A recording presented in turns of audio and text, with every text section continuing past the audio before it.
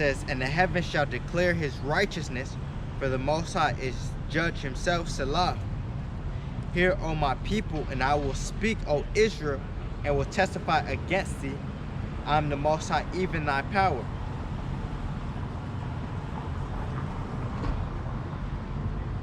Right?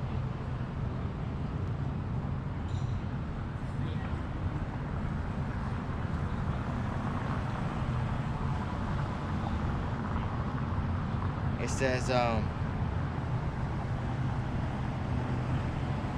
verse 8, it says, I will not reprove thee for thy sacrifices or thy burnt offerings to have been continually before me. I will take no bullock out of thy house, nor he goes out of thy folds. For every beast of the forest is mine, and the cattle upon 1,000 hills. Because what, like, if you really go into it, the Israelites were pushing, they were going off, you know, doing these sins and such like that, and then, you know, they would just sacrifice the bullocks and rams and he-goats and such like that, you know, to cover for those sins, you know, but they were still doing, you know. So it's basically saying the Lord doesn't take pleasure in that, right? It says, I know all the fowls of the mountains and the wild beasts of the field are mine. If I were hungry, I would not tell thee, for the world is mine and the fullness thereof, right? Will I eat the flesh of bulls or drink the blood of goats? Offer unto the Most High thanksgiving and pay thy vows unto the Most High, and call upon me in the day of trouble. I will deliver thee, and thou shalt glorify me, right? But unto the wicked, the Most High saith, what hast thou to do to declare my statutes, or that thou shouldest take my covenant in thy mouth? So what, if you just a Jake, you know about Israel, what have you done? You know, what have you done? You know, if you're not pushing this word, if you're not trying to teach this word, if this is not the forefront, you know, if this is not your full-time job, then what are you doing? You know, what are you putting before this? You know. And then for the heathens, what have you done to declare my statutes, right? Which is the true wicked, right? Because what, they're not pushing, they can't push this truth, you know. They're not going to push this truth. They're not going to build up this truth or such like that.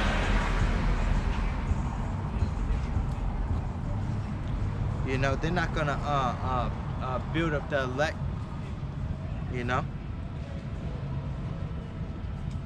It says, but unto the wicked the Most High saith, what hast thou to do to declare my statutes, or that thou shouldest take my covenant in thy mouth, right? Seeing thou hatest instruction and casteth my words behind thee, right? When thou sawest a thief, then thou consentest with him, and hast been partaker with adulterers. Thou givest thy mouth to evil, and thy tongue frameth deceit, right? Thou sittest and speakest against thy brother. Thou slanderest thy own mother's son, right? And that's talking about because Jacob and Esau, right? They were brothers, yeah. And what? They went against, you know, they hate. Esau hates Jacob, right? The Edomites hate the Israelites, right? It says, these things hast thou done, and I kept silence. Thou thoughtest that I was altogether such a one as thyself, but I will reprove thee and set them in order before thine eyes. So what, we're getting in order, you know, before the all the nations, you know, especially the Edomites, right? And that brings fear to the Edomites, right? It says, now consider this, ye that forget the Most High, lest I tear you in pieces, and there be none to deliver.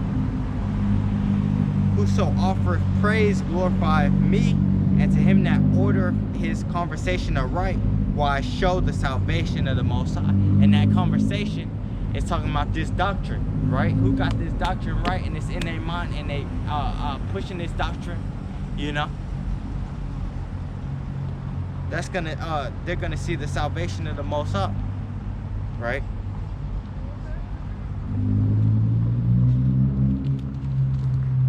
Now let's go.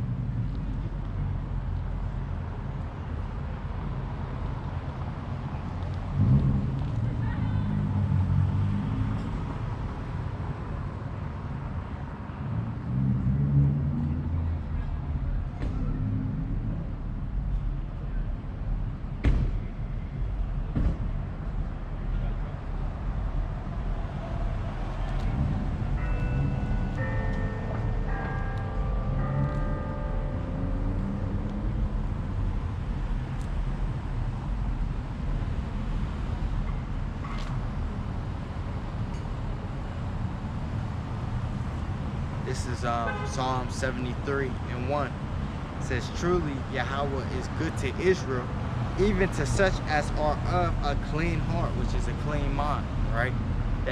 That purge their mind, you know? But as for me, my feet were almost gone, my steps had well nigh slipped, right? Seeing the things of the wicked, you know?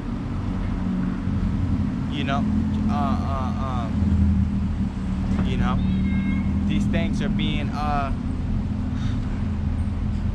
these things that look pleasing or pleasing unto the flesh, that go against, you know, the Heavenly Father, you know, those things, that temptation, you know, that's the word I was looking for. It says, for I was envious at the foolish when I saw the prosperity of the wicked, for there are no bands in their death, but their strength is firm.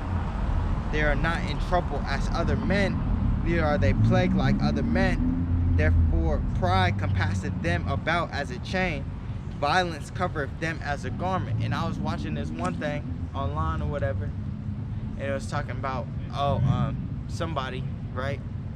And they were saying, oh, he has a lot of pride, but they was doing it in a positive way.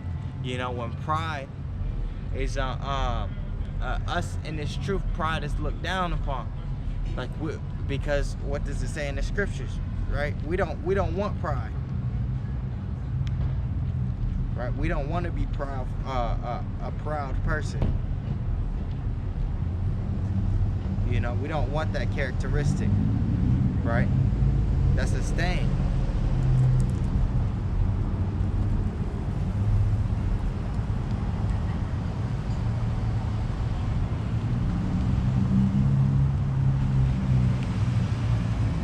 Because what, we don't glorify ourselves, we glorify Yahawah, bahasham, Yahawashi.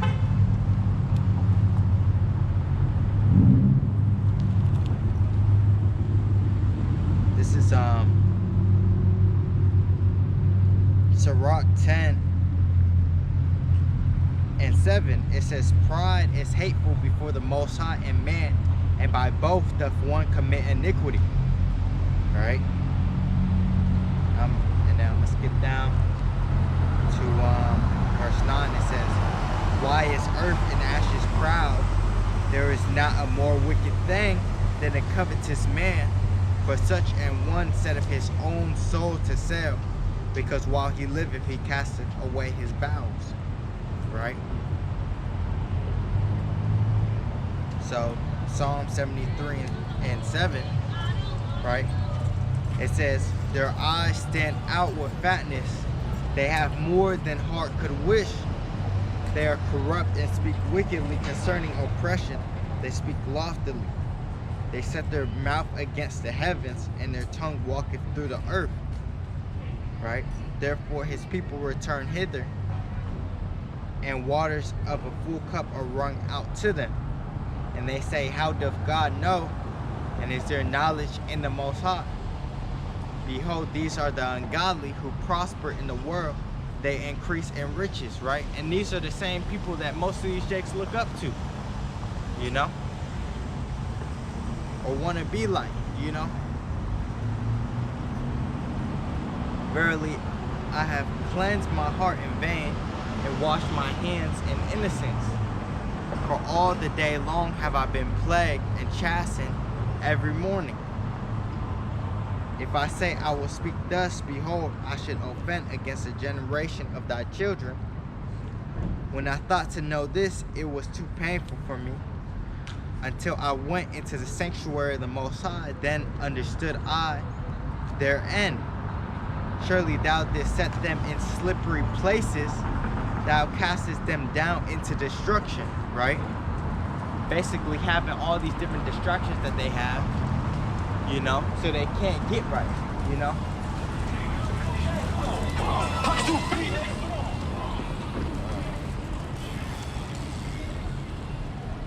It says,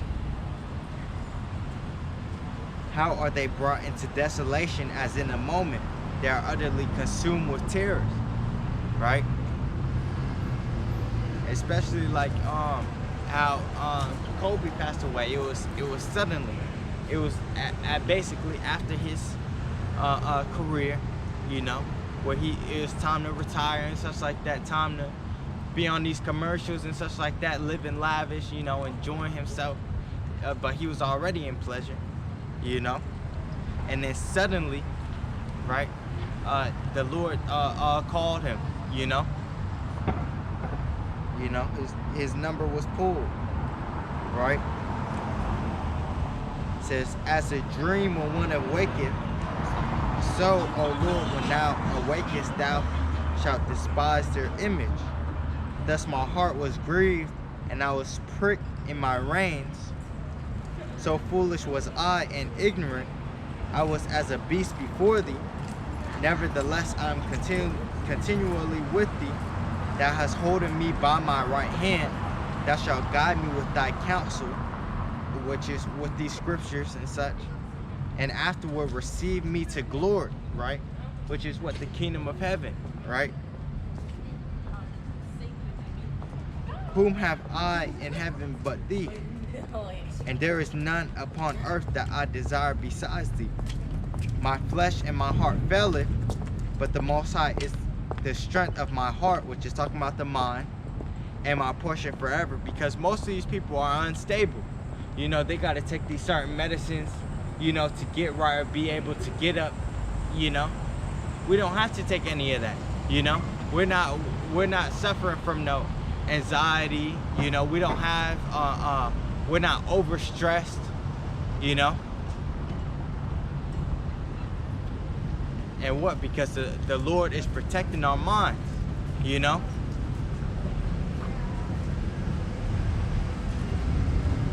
It says, for lo,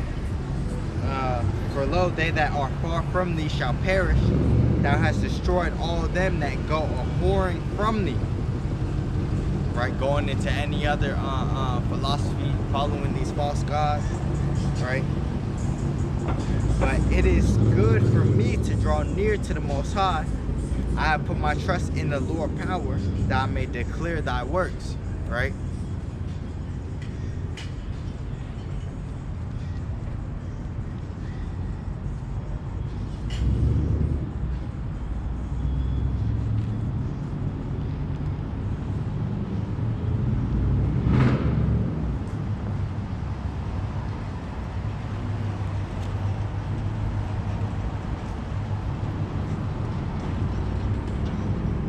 This is what I was talking about. All praise, honor, and glory to Yahawah, bahasham, Yahawashi. Because what? The rich in this world, you know, or one that wants to be rich, you know, wants to have this lavish lifestyle and such like that. You know, this is what's gonna happen. You know, you can still have money and still, you know, be praising the Lord and such like that. You know. But there's limits to things, you know. There's boundaries, and if the Lord pushes you past that boundary where you can't handle both, you know, and you choose, you're gonna most likely you're gonna choose to be rich. You know, you're gonna choose to have that have that glory of this world. You know. This is Sirach 31:1. It says, watching for riches consumeth the flesh, and the care thereof driveth away sleep. Right?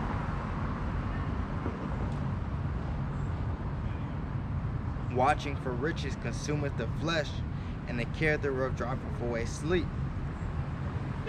It says, watching care will not let a man slumber, as a sore disease breaketh sleep. Right? The rich have great labor in gathering riches together, and when he resteth, he is filled with his delicates. Right? It says, the poor laboreth in his poor estate, and when he leaveth off, he is still needy. He that loveth gold shall not be justified, and he that followeth corruption shall have enough thereof. Gold hath been the ruin of many, and their destruction was present. Right? It is a stumbling block unto them that sacrifice unto it, and every fool shall be taken therein. Right? Blessed is the rich that is found without blemish, and have not gone after gold. Right? Who is he? And we will call him blessed, for wonderful things hath he done among his people. Right?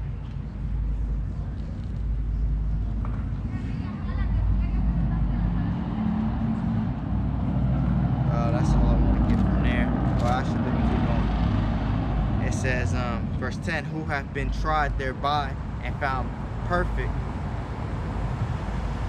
then let him glory who might offend and have not offended, or done evil and have not done it.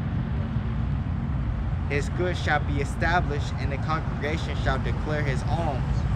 If thou sit at a bountiful table, be not greedy upon it, and say not, there is much meat on it. Right?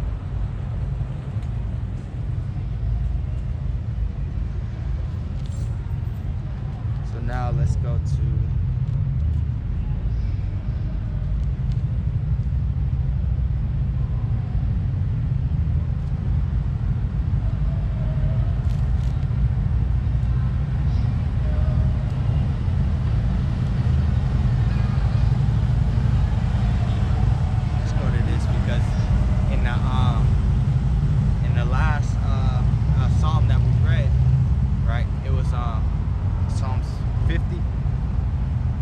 that the Lord will not hold his peace, right? So now we're going to get in Isaiah. This is Isaiah 62:1. It says, for Zion's sake will I not hold my peace,